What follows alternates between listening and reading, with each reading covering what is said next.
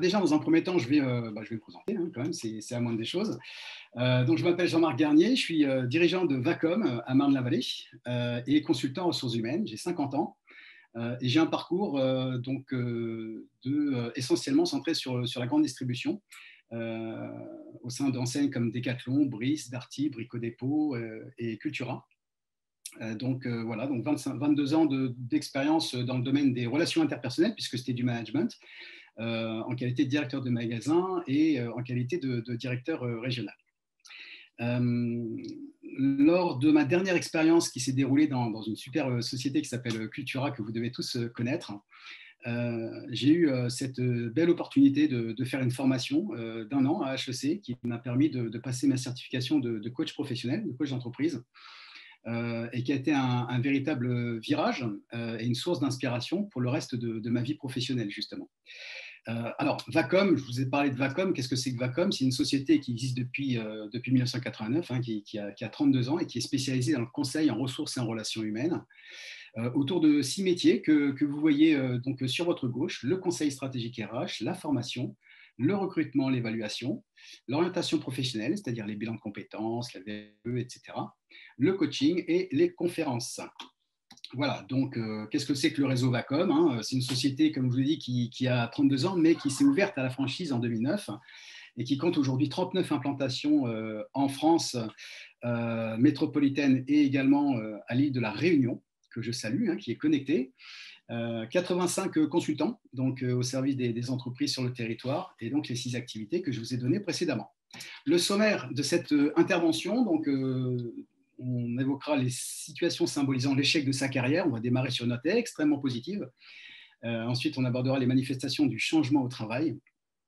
Quel serait votre fantasme de réalisation professionnelle au passage de la quarantaine? Donc là, on va rigoler un petit peu. Ensuite, je vais vous parler de mon trio gagnant, voilà, que j'ai découvert au fur et à mesure de l'expérience et surtout au contact des différents clients que j'ai eu le plaisir d'accompagner. Trouver son pourquoi, je ne vous en dis pas plus, une inspiration d'un conférencier international très connu, je vous en parlerai tout à l'heure. Les actions à mener face au changement de rapport au travail, et puis quelques témoignages, notamment un témoignage en live avec une guest star que je ne vous présente pas encore. Et vous allez voir, en fait, cette intervention, elle va être illustrée d'exemples volontairement extra-professionnels pour que vous puissiez en faire ce que vous en voulez en termes de parallèle avec votre situation professionnelle, si toutefois vous êtes justement sur cette tranche d'âge extraordinaire, pleine de questionnements, qu'est la tranche de la quarantaine. Alors, on va démarrer déjà en s'appuyant sur une enquête OpinionWay et qui a posé la question à, je crois, 1342 personnes, très exactement, et qui disait diriez-vous que vers 40 ans, le rapport au travail change?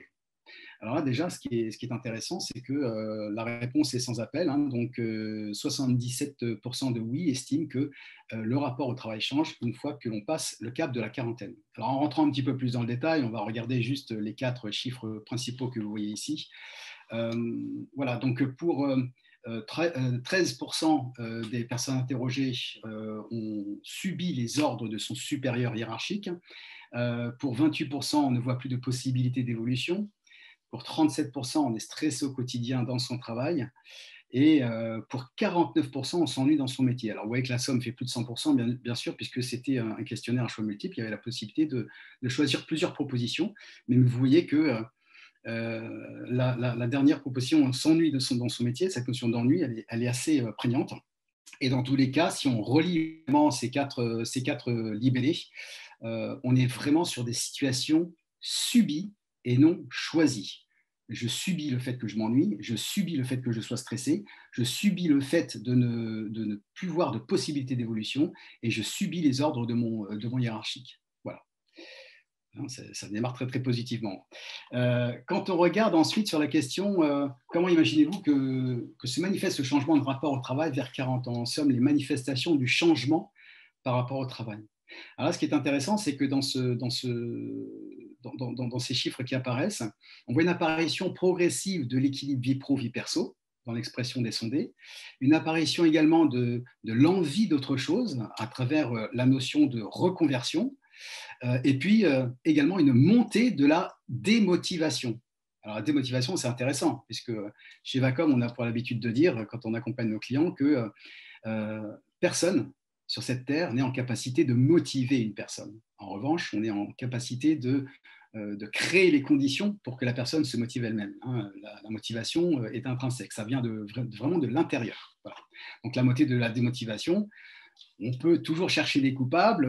En premier lieu, on voit toujours, en règle générale, le supérieur hiérarchique. Néanmoins, il y a aussi une question à se poser sur le regard que l'on porte sur soi et sur sa propre situation.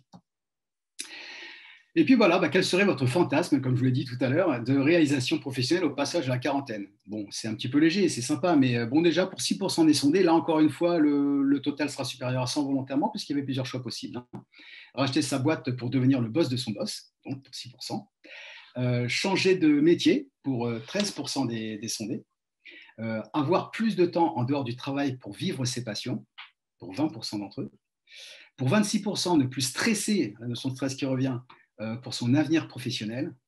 Et attention, roulement de tambour, pour 40%, ne plus avoir à surveiller son compte en banque.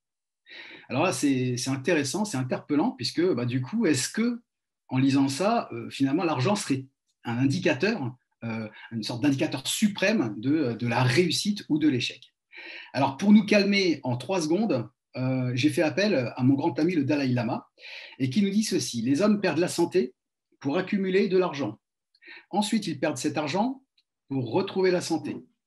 Et à penser anxieusement au futur, ils en oublient le présent, de telle sorte qu'ils finissent par ne vivre ni le présent, ni le futur. Ils vivent comme s'ils n'allaient jamais mourir et meurent comme s'ils n'avaient jamais vécu. Voilà, comme ça au moins c'est fait.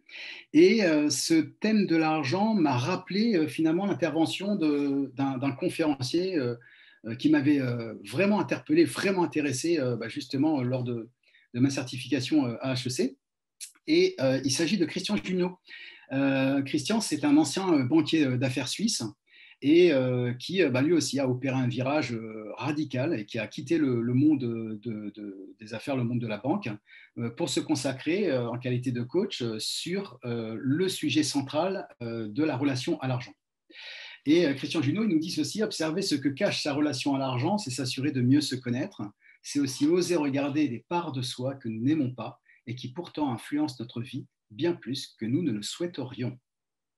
Alors, ce qui m'avait interpellé également dans les expressions qu'il reprenait, Christian Junio, le jour de son intervention, c'était la notion de gagner sa vie. Voilà, c'est une expression qu'on dit au quotidien de manière quasi inconsciente maintenant, et la plupart du temps, on dit même « il faut bien gagner sa vie ». Donc, ça veut dire quoi? Ça veut dire que concrètement, si on ne gagne pas sa vie, est-ce que ça veut dire qu'on la perd? Donc là, on est plutôt de manière, on va dire, indirecte ou inconsciente sur une question de vie ou de mort. Et j'ai envie de vous demander, les mères ou les pères qui décident de rester à la maison pour s'occuper de leurs enfants, ou encore les personnes qui travaillent bénévolement, est-ce que ces personnes-là perdent leur vie pour autant? Je vais vous lire Christian Junot, là je lis par contre, qui écrit ceci: votre vie, vous l'avez tous gagnée à la naissance. C'est fait une fois pour toutes jusqu'à votre dernier souffle. Je vous invite donc à être attentif aux mots que vous utilisez pour vous et avec vos enfants. Dans la mesure du possible, utilisez des mots qui dégagent une énergie positive plutôt que des mots qui tirent l'énergie vers le bas. Et il conclut en écrivant: plus encore que les mots, votre attitude doit être porteuse afin d'éviter que ces mots ne soient des coquilles vides de sens et afin de rendre le trio travail, argent, plaisir pleinement compatible. Alors voilà, donc Christian Junot, il a le trio travail, argent, plaisir. Pour ma part, moi j'ai mon trio à moi. Voilà, mon trio gagnant qui est temps, énergie, plaisir. Ça m'était inspiré à travers mon parcours, mais aussi à travers les différents accompagnements que j'ai pu faire avec mes clients. Témoignage personnel, dans ma vie d'avant, voilà, j'étais sur des fonctions où je travaillais beaucoup. Allez, on va se dire les choses, 7 sur 7 et nuit comprise. Et progressivement, j'éprouvais une sorte d'épuisement. Il n'y a rien d'étonnant à dire ça, mais pour moi, j'étais étonné, parce que forcément, comme je suis invincible et que je suis plus fort que les autres, je ne comprenais pas que je puisse être épuisé. Épuisement, perte de lucidité, perte d'efficacité, bien sûr, perte de discernement.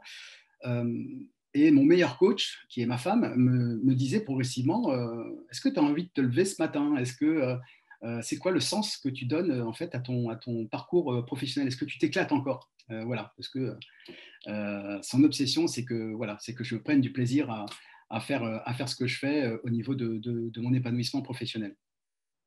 Et cette question m'a interrogé effectivement. Et là, on était j'avais 44 ans à ce moment-là, hein, donc j'étais vraiment pile poil dans cette tranche d'âge de la thématique d'aujourd'hui. Et le constat que je faisais, c'était, bah voilà, je passe plus du tout de temps avec ma famille. J'aime bien le sport, je faisais plus de sport. Ma passion dévorante, c'est l'aviation. Ça faisait une quinzaine d'années que ma licence de pilote n'était plus valable. J'ai toujours aimé lire, je ne pouvais plus lire, j'avais plus le temps. J'ai toujours aimé écrire, je n'écrivais plus. Et puis, j'avais aussi cette volonté de temps en temps, comme tout un chacun, de donner une forme de générosité, de donner de mon temps, de donner de ma personne pour aider à faire des choses voilà, au service de l'autre. Et là non plus, je n'avais pas le temps, ni même la disponibilité intellectuelle quelque part pour le faire, puisque j'étais dans un total épuisement. Et une fois cette réflexion faite, ben, j'en suis arrivé à une conviction, ma conviction. Ma conviction, c'est en fait d'écrire la suite de son projet professionnel. Ça doit commencer par écrire son projet de vie. Au moment où je me suis dit, il faut que je change de paradigme, il faut que je change quelque chose dans mon parcours professionnel, euh, je pense, ça n'engage que moi, qu'il aurait été peu judicieux de réfléchir immédiatement à un projet professionnel sans d'abord faire un contrôle suprême sur ce que j'ai envie de faire dans mon projet de vie. Donc, je me suis mis à retravailler les conditions idéales pour consacrer plus de temps avec ma famille, pour faire plus de sport, pour revalider ma licence de pilote, pour lire tous les jours, pour m'inscrire à un club d'écriture, pour m'inscrire dans une association de bénévolat qui s'appelle l'AVMH, qui est une association des visiteurs des malades en milieu hospitalier, pour pouvoir aider des patients accueillis aux urgences et qui sont en capacité de parler et en volonté de parler, pour les aider à inverser leur processus émotionnel. Et là, je me suis reconnecté finalement en quelque sorte à moi-même. Je me suis dit, je suis à ma place. Je suis à ma place avec ce trio gagnant, temps, énergie, plaisir. Et je me suis rendu compte qu'il restait encore de place du coup pour le projet professionnel, quel que soit le projet que l'on choisit. Pour ma part, j'ai choisi la création d'entreprise, qui n'est pas non plus un projet neutre, puisque c'est d'un côté une prise de risque et puis également un projet énergivore et chronophage. Et je me suis lancé donc dans ce nouveau projet. Et puis, en écrivant ce webinar, à la fin du mois dernier, j'étais en quête d'inspiration et je me suis dit, qu'est-ce que je renvoie, pour reprendre un peu l'idée de Christian Junot tout à l'heure, hein, qu'est-ce que je renvoie comme image à mon fils, donc Romain, qui est 13 ans, qui a 13 ans, pardon. Et je suis allé, voilà, je voudrais juste partager avec vous un extrait d'une conversation que j'ai eue avec lui le 29 mai. Et je lui ai dit, tiens, bah, Romain, si tu devais expliquer mon métier à une personne, qu'est-ce que tu répondrais? Alors, j'ai noté ses réponses parce que je l'ai enregistré. Hein. Je lui ai dit qu'après. Il m'a dit, bah, je répondrai que tu as développé ta propre entreprise et que tu coaches des gens. Après, dans le détail, je ne sais pas trop ce que tu fais. Alors moi, je reprends en disant, qu'est-ce que ça veut dire coacher des gens? Et lui, il me dit, bah, tu aides les gens. Ah, c'est intéressant dans cette notion de tu aides les gens, parce que ça veut dire que Romain il a une perception positive de mon activité professionnelle, certes, mais également de la notion de travail en général. Ce qui veut dire que Romain, du haut de ses 13 ans, peut commencer à se projeter de façon positive sur l'épanouissement et la réalisation professionnelle. Alors moi, je reprends en lui disant, mais j'aide les gens à quoi? Et lui, il me dit, bah, avoir plus confiance en eux pour mieux travailler et être plus rentable. Alors la notion de rentabilité, je dois vous avouer, je ne m'y attendais pas du tout. Donc là, on revient encore sur une considération économique, mais voilà, aider les gens à avoir plus confiance en eux. Et je lui dis, tu me trouves comment depuis que je fais ce métier? Il me dit, franchement, tu as l'air d'aimer plus ton métier. Avant, tu adorais ton ancien métier, mais j'ai l'impression que tu préfères ça aujourd'hui. Et je lui dis, ok, c'est vrai, et pourquoi? Et là, il me répond, parce que tu peux travailler comme tu veux, même à la maison. Tu parles à beaucoup, beaucoup, beaucoup, beaucoup, il m'a dit 4 fois, hein, de personnes, et ça, je pense, c'est mieux pour toi.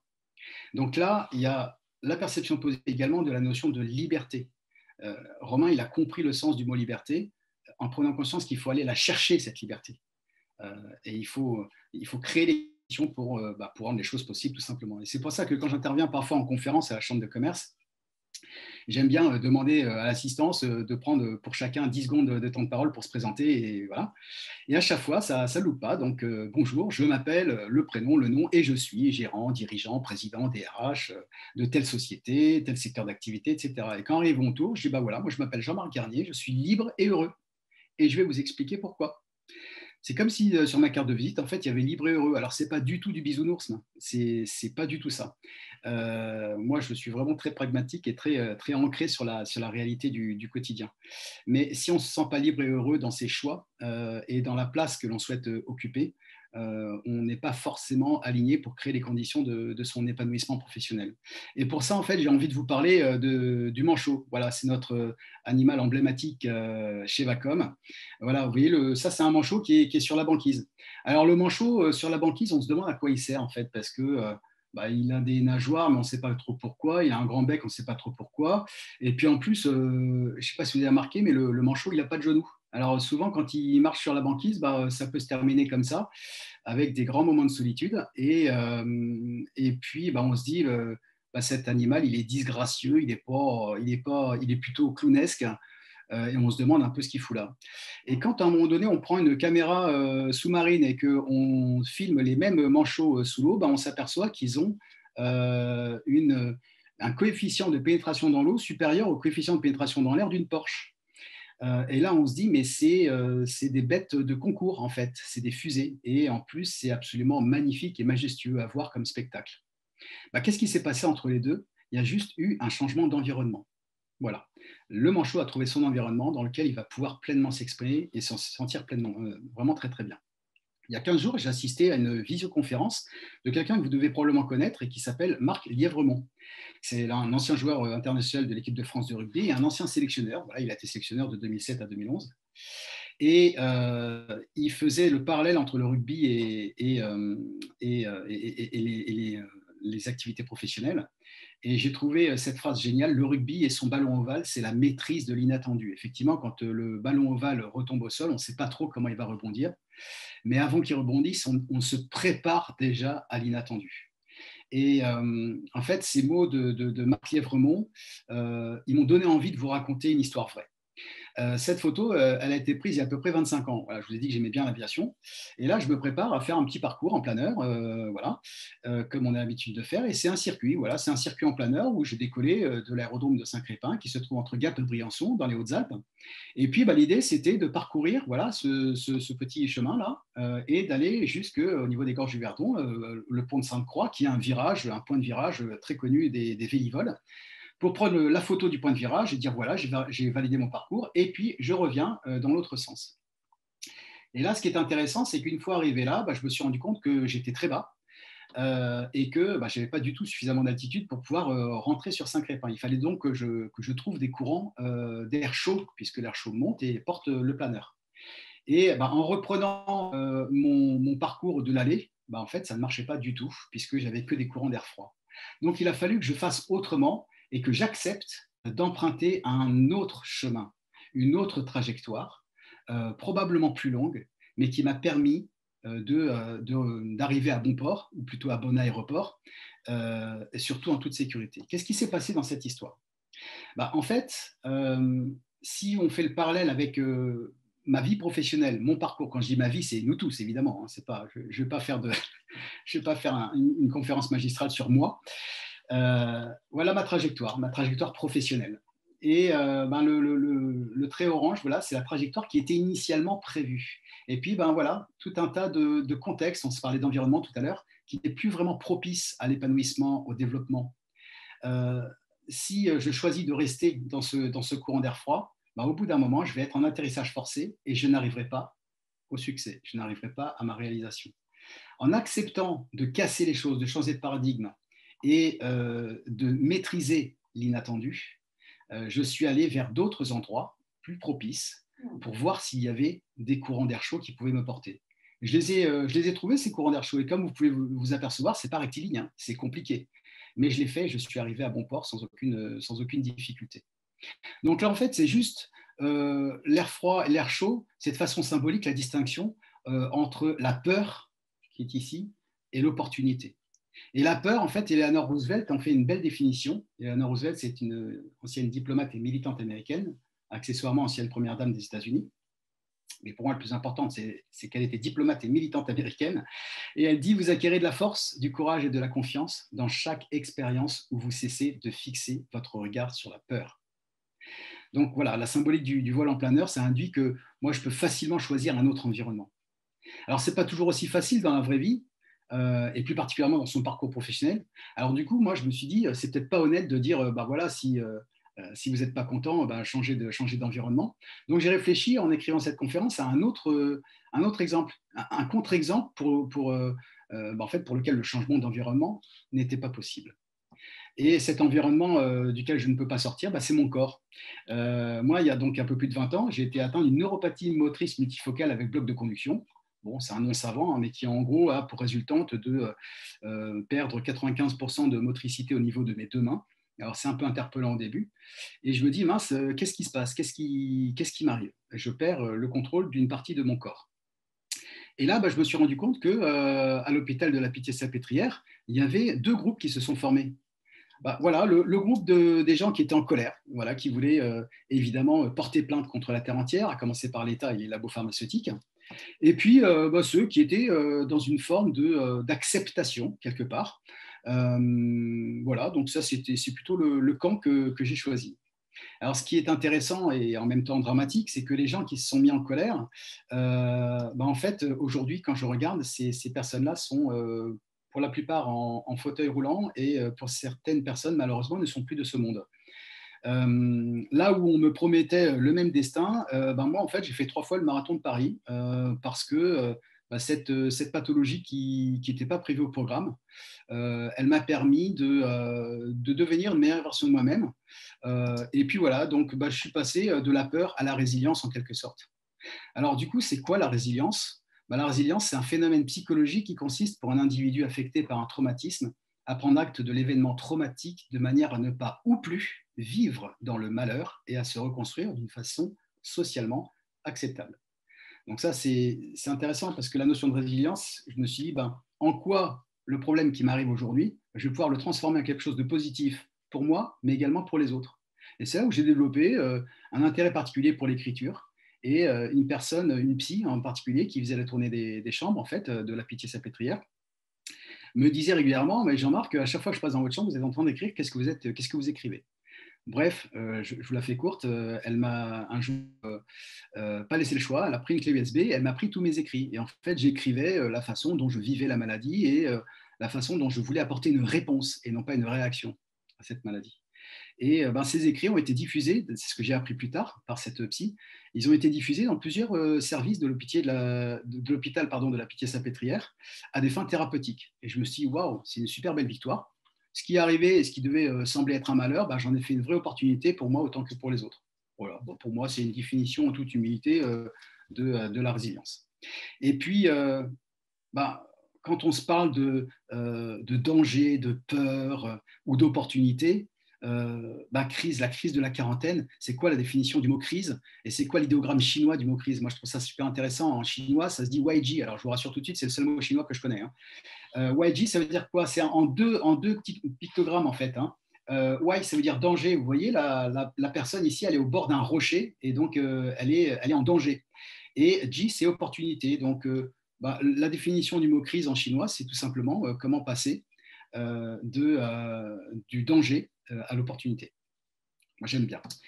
Je voudrais vous partager également donc, du coup, les propos d'un conférencier américano-britannique que je suis beaucoup, qui s'appelle Simon Sinek, et qui dit la force des personnes qui inspirent l'action est de parler de leurs croyances, de leurs convictions profondes, du sens des choses. Et lui, il a inventé le Golden Circle, qui est le why, how, what. Euh, en fait, ce qui différencie un message conventionnel d'un message inspirant, c'est que le message conventionnel, bah, en fait, pour les entreprises, toutes les entreprises savent ce qu'elles vendent, ce qu'elles font, comment elles le font, un petit peu moins, et puis bah, il y en a certaines qui savent pourquoi elles le font. Le message inspirant, c'est de partir dans l'autre sens, c'est d'abord d'exprimer ses croyances, sa cause. Euh, Par exemple, la croyance, la cause de Cultura que j'ai très bien connue, c'est rendre la culture accessible à tous. Je trouve ça super intéressant, notamment versus FNAC. Je veux pas dénigrer FNAC, bien sûr, mais FNAC, initialement, ça veut dire Fédération nationale pour l'achat des cadres, donc avec une vision un peu réductrice de l'accès à la culture. Donc, j'ai trouvé ce message très inspirant. Alors, évidemment, notre maître à tous en termes de message inspirant, c'est Steve Jobs. On n'a pas le temps d'aborder le sujet aujourd'hui, sinon on va être trop court en temps. Et du coup, bah voilà, moi, je vous pose la question. Si vous construisiez votre pourquoi, votre but, votre cause, pour mieux comprendre ce qui va vous inviter à vous lever du bon pied le matin. Et j'ai voulu traduire le Golden Circle de Simon Sinek en l'adaptant au sujet de ce webinaire d'aujourd'hui, finalement, et voilà ce que ça donne. Toutes les personnes savent quel métier elles font, 100% d'entre elles. Certaines savent comment elles se différencient des autres, et peu savent pourquoi elles font ce qu'elles font. Si on inverse les choses et qu'on commence par raisonner par le pourquoi, je pense que là, on est déjà sur le bon algorithme, on va dire ça comme ça. C'est un petit peu, à mon modeste niveau, ce que j'ai fait en disant je veux changer de vie professionnelle, je vais d'abord reconstruire mon projet de vie, mon pourquoi, qu'est-ce qui m'anime, qu'est-ce qui me nourrit, qu'est-ce qui m'inspire et qu'est-ce qui m'amène à me lever le matin, plutôt que le lundi, quand on me pose la question comment ça va, je vais répondre comme un lundi. Ou quand on me dit quel âge j'ai, je vais répondre j'ai plus qu'une quinzaine d'années à tirer avant la retraite. Quand on répond ça, pour moi, c'est peut-être un peu violent ce que je vais dire, mais c'est un peu comme une déclaration d'une petite mort en quelque sorte. Et voilà, donc moi j'ai trouvé inspirant aussi le fait de donner la parole à Delphine, parce qu'en préparant ce webinaire, je me suis mis à échanger avec elle sur sa propre expérience, puisque Delphine, elle est responsable de la communication chez Vacom, mais pas que. Et donc Delphine, je te laisse le micro pour que tu apportes ton témoignage et le cheminement que tu as parcouru pour faire tout ce que tu fais aujourd'hui et que tu arrives à faire tenir dans une semaine, avec en plus ce visage radieux qui traduit un épanouissement optimal. Je t'écoute. Merci Jean-Marc. Donc effectivement, je suis responsable communication chez Vacom depuis une vingtaine d'années. Côté professionnel, je m'éclate totalement. Pour ceux qui me connaissent, voilà, toujours la banane. Mais j'ai un profil 1, 2, 4. Alors beaucoup, une envie de tout le temps d'avoir des projets, des challenges. Côté pro, c'était bon, mais je suis peut-être extra professionnellement, je pourrais peut-être faire quelque chose d'autre. Et donc, j'ai décidé de m'investir dans la vie publique. Maintenant, il y a 13 ans, je suis passée de conseillère municipale à première adjointe et puis à maire en 2020. Puis je ne me suis pas arrêtée là parce que, évidemment, toujours une envie de plus, de challenge, comme tu le connais. J'ai pris d'autres mandats, présidente d'un CIVOS, vice-présidente d'une intercommunalité, en charge de la communication. Il y a toujours un rapport avec mon métier quand même. Et puis en 2021, une opportunité. On me propose quelque chose d'énorme pour moi. Et là, je me dis, c'est peut-être un peu gros, je vais aller voir mon patron. Je vais aller voir Jean-Louis Fell. Je vais lui en parler parce que là, j'ai besoin d'échanger avec lui. Ça peut peut-être changer des choses dans mon travail. Et donc, voilà, je vais voir Jean-Louis et je lui explique qu'on me propose de me présenter aux élections départementales qui ont lieu dans quelques jours. Et là, Jean-Louis me répond, pourquoi pas. Et pour ceux qui connaissent Jean-Louis, ils savent que le pourquoi pas chez Vacom, ça fonctionne à chaque fois. Donc, je me dis, s'il me dit pourquoi pas, ok, go, j'y vais, quoi. Donc, j'entreprends, je me lance dans la campagne. Et puis, il y a quelques jours, on échange comme ça autour un café et je lui dis, mais au fait, pourquoi vous m'avez dit oui, allez-y, foncez. Et puis, il me dit, je ne veux pas que vous ayez de regrets. Donc déjà, c'est hyper sympa, quoi. Il prend soin de moi. Puis après, il me dit, non, mais de toute façon, vous allez vous investir à fond et vous allez être plus épanoui. Et comme je suis plus épanouie, je m'éclate totalement dans ma vie professionnelle. Donc voilà, c'était juste le petit message que je voulais faire passer. Voilà. Il y a la vie professionnelle, mais il y a la vie extra-professionnelle et les deux peuvent se marier et on n'a pas forcément besoin de changer de carrière au niveau pro. Voilà, Jean-Marc. Merci beaucoup, Delphine. Et Dieu sait à quel point tu accordes de l'importance également du coup à ta famille et que tout ça est parfaitement aligné et parfaitement OK pour tout le monde. Et en portant un regard extérieur, on se dit mais comment elle arrive à faire tenir tout ça dans la semaine? Comment peut-elle être encore efficace dans sa fonction professionnelle qui est responsable de communication chez Vacom? Pour travailler avec Delphine depuis 4 ans, je peux vous dire qu'elle est sur une montée en puissance, déjà qu'on partait de haut, mais alors là, c'est un truc de fou, alors que pourtant, elle en rajoute. Et alors c'est vrai que dans si son environnement… Jean-Marc, je pense que je ne pourrais pas faire tout ça si je n'avais pas une équipe derrière moi. Et c'est vrai que je vais en profiter, spécial dédicace à mon collègue qui est juste en face de moi, qui me fait des signes. Mais c'est vrai que c'est un travail d'équipe. C'est vrai que voilà, l'entente, le fait que je m'investisse autant, je n'aurais pas pu le faire sans l'équipe au réseau qui est derrière moi. Super. Merci beaucoup en tout cas, Delphine. Alors, après, de façon plus générale, si on s'amuse à faire un lien avec un contexte politique d'actualité, bah voilà, le sondage d'OpinionWay, il allait très très loin dans la démarche. Hein. Votre passage à la quarantaine, vous voyez plutôt comment? Pour 7% des sondés, plutôt comme Marine Le Pen qui tue le père pour prendre la succession de l'affaire familiale, voilà, c'est un choix. Pour 12%, Arnaud Montebourg qui a repris carrément ses études. Bah, c'est un peu le choix que j'ai fait. Hein. Je vous dis, moi je suis retourné à l'école à 45 ans. Hein. Pour 19% d'entre eux, c'est plutôt la version Cécile Duflot qui va au bout de ses idées, quitte à renoncer à son poste. Pour 22%, Bernard Laporte ou David Douillet qui se sont reconvertis dans un tout autre domaine où ils sont passés du sport à la politique. Et puis enfin, pour 23%, plutôt Emmanuel Macron qui lui démissionne de son ancienne vie pour suivre ses objectifs personnels. Les actions à mener face au changement par rapport au travail. Voilà, donc travailler dans une entreprise qui prend en compte vos nouvelles attentes, c'est vrai que c'est quand même quelque chose d'absolument essentiel. Et quand on regarde le premier thème, le quatrième et le cinquième, ben voilà, se former, se reconvertir, faire un bilan de compétences. Là, on n'est plus dans une situation subie, comme je vous disais tout à l'heure, mais plutôt dans une situation choisie où il existe des choses, il existe des dispositifs. Par exemple, chez Vacom, on propose des bilans de compétences. Moi, je vais vous faire rapidement un récit de 2 bilans de compétences. Le premier, c'est un cadre de la SNCF qui rêvait de travailler dans les forêts. Et son récit, c'était, voilà, aujourd'hui, j'ai 48 ans, je suis à la SNCF, je suis à un métier qui ne me correspond plus du tout, je suis au bout d'un cycle, et puis j'ai pris conscience qu'en fait, on a toujours choisi pour moi, jamais choisi pour moi-même, c'est toujours mon entourage qui a choisi ce que je devais faire. Donc j'en ai marre, je veux prendre les commandes de mon épanouissement professionnel et j'ai envie de travailler dans les forêts. Et le processus de compétences et les différentes étapes essentielles l'ont amené non plus sur un projet à l'ONF, puisqu'il a pu les rencontrer également, mais aujourd'hui, voilà, le projet qui a été arrêté, c'est topographe géomètre. Et alors, il pensait à tout sauf à ça au début du bilan de compétences. Mais en fait, son vrai besoin, ce n'était pas travailler à l'ONF dans les forêts, son vrai besoin, c'était sortir d'un bureau, travailler en extérieur, en acceptant parfois que les conditions ne sont pas forcément extraordinaires. Mais tout ça, ça répondait complètement à son besoin d'épanouissement et au premier jour du reste de sa vie professionnelle. Le deuxième exemple, c'est un responsable ou plutôt une responsable d'une boutique du groupe Lagardère, qui elle aussi m'a dit qu'elle était arrivée au bout d'un cycle et qui se posait la question comment elle allait pouvoir transférer tout un tas de compétences, de savoir-faire, de savoir-être, de connaissances, notamment sur sa maîtrise de gestion d'un centre de profit et sur la maîtrise également de la relation client, vers un projet de vie commun avec son conjoint, et qui est de racheter une petite auberge et voilà, de créer un concept spécial pour les Parisiens notamment, pour dire, voilà, pendant un week-end, vous n'allez plus avoir de Wi-Fi, vous n'allez plus avoir rien du tout, vous allez vous reconnecter aux racines de vous-même, de l'humain, de votre beau pays également, parce qu'il y a plein de choses à découvrir en France. Voilà, il en a résulté, suite à ce bilan de compétences, un accompagnement en binôme avec la Chambre de commerce pour cette cliente. Et voilà, le prévisionnel est fait et elle est partie pour faire un projet absolument, absolument extraordinaire.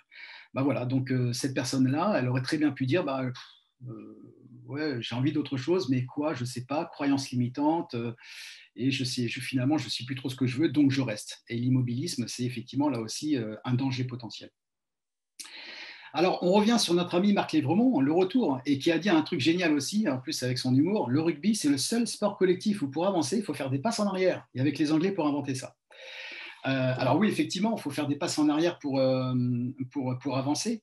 Et ce qu'il dit aussi, c'est, vous vous rendez compte, en fait, le porteur du ballon au rugby, quand il avance, qu'est-ce qu'il a dans son champ de vision? En fait, il a potentiellement ça, 15 adversaires. Pourquoi? Parce que dans son champ de vision, ces 14 coéquipiers, par définition, ils sont derrière lui, puisqu'il doit faire une passe en arrière. C'est le porteur du ballon, c'est celui qui est le plus en avant au niveau de l'équipe.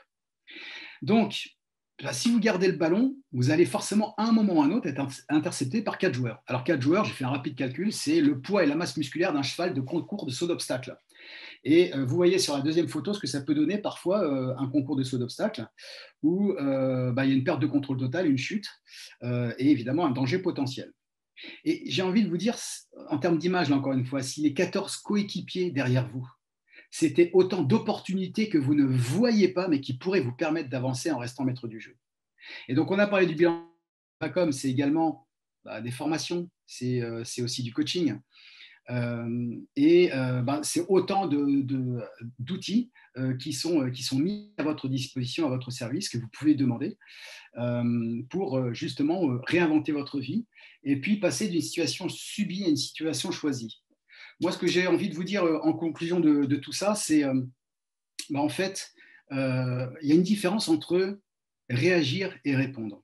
Je vous ai donné à travers ce webinaire quelques exemples, illustrés aussi par des anecdotes extra-professionnelles pour vous laisser la liberté de faire le lien avec votre situation professionnelle. Mais en fait, s'il y avait juste une chose à retenir dans tout ce que je vous ai dit, c'est de faire la différence, de comprendre la différence entre réagir et répondre. La réaction, c'est de l'ordre du réflexe. Et c'est la plupart du temps guidé par l'émotion. Je ne me sens pas bien dans mon job, donc je vais chercher un coupable. C'est la faute de mon boss, c'est la faute de mes collègues, c'est la faute des clients, c'est la faute à Macron, c'est la faute au Covid. Et on est dans l'émotion, on est tout sauf dans l'action. Ça, c'est la réaction. La réponse, c'est de l'ordre du choix. Et là, c'est complètement différent. C'est-à-dire, c'est la réponse que je vais apporter, que je vais choisir. Soit de rester, mais par contre, de voir comment je peux créer les conditions d'un épanouissement accru. C'est un peu l'exemple que donnait Delphine tout à l'heure. Elle est plus que jamais aujourd'hui ancrée chez Vacom et elle y est parfaitement épanouie parce qu'elle a créé les conditions pour rendre les choses possibles et en allant voir les bonnes personnes. Et elle a pris ses responsabilités dans sa démarche. Et puis, il y a aussi d'autres possibilités en changeant d'environnement, comme je vous l'ai dit. C'est ce que j'ai fait personnellement, bien sûr. Et puis, ça reprend un petit peu l'image également du planeur qui dit le plan qui était prévu que je reste encore un certain temps sur cette trajectoire-là, ça me met potentiellement en danger. En tout cas, une conviction, je n'arriverai jamais à mon objectif si je reste sur ce format-là. Voilà, donc moi, je terminerai juste là-dessus. Sur cette distinction entre la réaction et la réponse. Alors, je ne sais pas si on a des questions, Delphine, mais voilà, moi, je suis bien évidemment à votre service, à votre écoute pour pouvoir répondre aux éventuelles questions. Alors, on n'a pas de questions pour l'instant, mais moi, j'en ai une à te poser, Jean-Marc, si tu veux bien. Je voudrais savoir un peu le temps entre ta prise de conscience de ton changement de carrière et ta prise de décision, le temps que ça t'a pris. C'est une très bonne question. En fait, comme je l'ai dit tout à l'heure, c'est vrai qu'il y a une prise de conscience à l'âge de 44 ans. En fait, très rapidement, je me suis dit, j'ai envie d'autre chose, mais par contre, comment je peux me donner les moyens d'y aller? C'est passé forcément par une formation dont je vous ai parlé tout à l'heure. Et je me suis rendu compte que la formation, ce n'était pas une finalité, c'était un moyen. Je me suis donné en fait une obligation de moyens. Je ne me suis pas tout de suite donné une obligation de résultat, je me suis donné une obligation de moyens. Et à travers cette formation, comme je vous ai parlé de formation tout à l'heure, ou de coaching de bilan de compétences, moi en l'occurrence c'était une formation, je suis retourné à l'école. C'est cette formation en fait qui a été un vrai facteur déclenchant et qui m'a fait découvrir mes vrais besoins, qui étaient ancrés au plus profond de moi-même et vis-à-vis desquels je n'avais pas vraiment porté beaucoup d'attention. Et petit à petit, le projet a mûri, je me suis donné le temps, je me suis laissé le temps. Alors après, dans mon mode de fonctionnement, c'est vrai que comme les choses n'étaient pas possibles chez mon ancien employeur, puisque ça signifiait finalement inventer un nouveau métier, et ce n'était pas du tout prévu dans la stratégie de l'entreprise, et ça c'est complètement OK, je suis allé chercher moi-même ma propre opportunité en créant ma propre activité. Mais dans mon mode de fonctionnement, il est vrai que l'idée d'entreprendre seul, c'est quelque chose que je n'avais pas forcément envie de faire. D'où l'idée de rejoindre ce formidable réseau Vacom, où je suis à la fois entrepreneur indépendant, mais en même temps, je travaille en collectif, puisque, comme je vous l'ai dit tout à l'heure, on est 85 au service de nos clients et c'est une source d'enrichissement permanent. Donc, pour répondre à ta question, Delphine, il s'est écoulé, allez, on va dire 1 an et demi entre le moment où je me suis levé le matin en me disant il faut que je change quelque chose et le moment où j'ai immatriculé mon entreprise. C'est allé quand même assez vite par rapport à ça. Je ne sais pas si je peux voir les visages parce que toutes les caméras ont été coupées. Ah, si, il y a Julie qui arrive. Voilà, donc je ne sais pas s'il y en a d'autres qui peuvent activer leur caméra. Ça me ferait vraiment tellement plaisir de vous voir. Waouh, c'est super. Ça, vous savez quoi, ça, c'est un super beau cadeau. Bon, Merci beaucoup. Ouais, merci. Bon, bah écoutez, impeccable. S'il y a pas d'autres questions, moi je me tiens à votre disposition. Vous avez vu mes coordonnées. Si vous n'êtes pas à côté de Mickey, mais vous êtes à un autre coin de la France, il y aura forcément un Vacom qui traîne quelque part, donc n'hésitez pas à les solliciter. Et puis bah, voilà, j'espère que ce partage-là bah, vous a plu. Merci à tous. Prenez soin de vous et à bientôt.